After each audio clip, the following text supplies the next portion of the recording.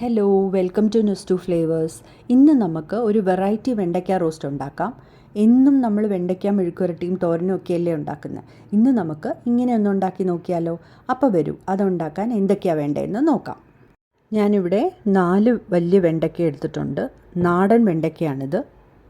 1/4 teaspoon മഞ്ഞൾപ്പൊടി, 1 teaspoon Kashmiri chilli powder, 3/4 teaspoon മല്ലിപ്പൊടി, 1 teaspoon ginger garlic paste, 1/2 teaspoon garam masala, 1 സവാള നല്ല ചെറുതായിട്ട് അരിഞ്ഞെടുത്തിട്ടുണ്ട്, 2 ചെറിയ തക്കാളി മിക്സിയിലിട്ട് അരച്ചെടുത്തിട്ടുണ്ട്, കുറച്ച് കസൂരി മേത്തി, ആവശ്യത്തിനുള്ള ഉപ്പ്.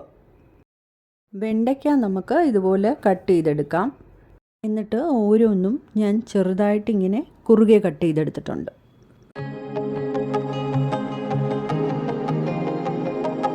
കുറച്ച് ജീരകപ്പൊടിയും മല്ലിയിലയും കൂടി വേണം. അടുപ്പിൽ പാൻ വെച്ച് എണ്ണ ഒഴിച്ച് വെണ്ടയ്ക്ക ഒന്ന് ഫ്രൈ ചെയ്തെടുക്കാം.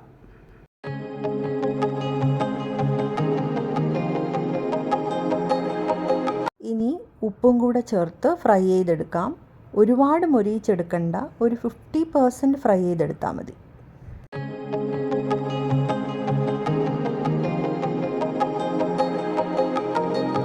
ഇത്രയും ഫ്രൈ ആയാൽ മതി. ഇനി നമുക്കിത് ഒരു പ്ലേറ്റിലോട്ട് മാറ്റാം. ഇനി അതേ പാനിലോട്ട് കുറച്ച് എണ്ണ ഒഴിച്ചു കൊടുക്കാം. എണ്ണ ചൂടാവുമ്പോൾ കടുക് പൊട്ടിക്കഴിയുമ്പോൾ സവാള ഇട്ട് വഴറ്റാം.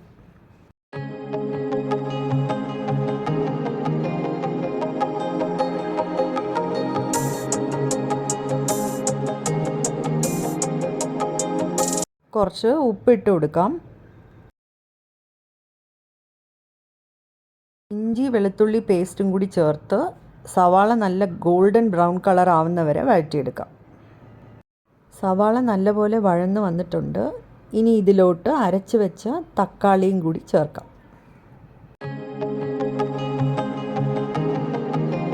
ഇനി ഇതിലോട്ട് മഞ്ഞൾപ്പൊടി, മുളക് പൊടി, മല്ലിപ്പൊടി, ഗരം മസാല, ജീരകപ്പൊടിയും കൂടി ചേർത്ത് നല്ലപോലെ വഴറ്റിയെടുക്കാം.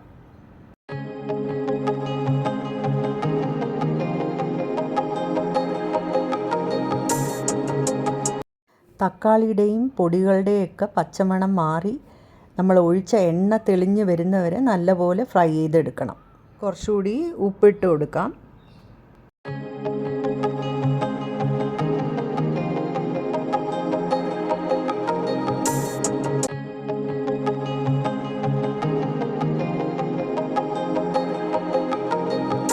അരപ്പ് നല്ലപോലെ മൊരിഞ്ഞ് വന്നിട്ടുണ്ട്. ഇനി ഇതിലോട്ട് വെള്ളവും ഉപ്പും കൂടി ചേർത്ത് ആ അരപ്പ് തിളയ്ക്കുന്നവരെ വെയിറ്റ് ചെയ്യാം.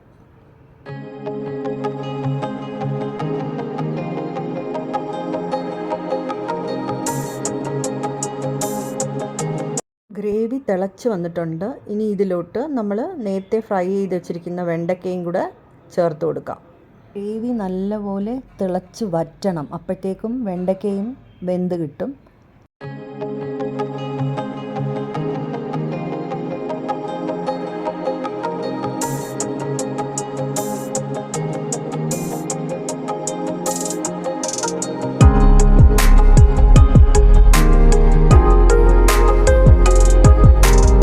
ഗ്രേവി ഏകദേശം വറ്റി വന്നിട്ടുണ്ട്. ഇനി ഇതിലോട്ട് മല്ലിയിലയും കൂടി ചേർത്ത് കൊടുക്കാം. കസൂരി മേത്തിയും കൂടി ആഡ് ചെയ്ത് നല്ലപോലെ റോസ്റ്റ് ചെയ്ത് എടുക്കാം.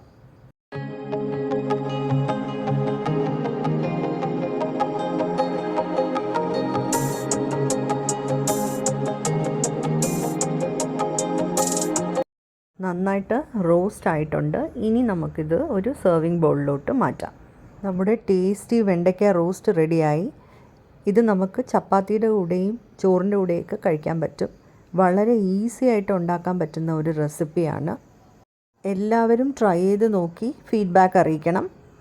ഈ റെസിപ്പി നിങ്ങൾക്ക് ഇഷ്ടമായെങ്കിൽ ലൈക്ക്, ഷെയർ ആൻഡ് സബ്സ്ക്രൈബ് ചെയ്യാൻ മറക്കല്ലേ. Thanks for watching. ബൈ.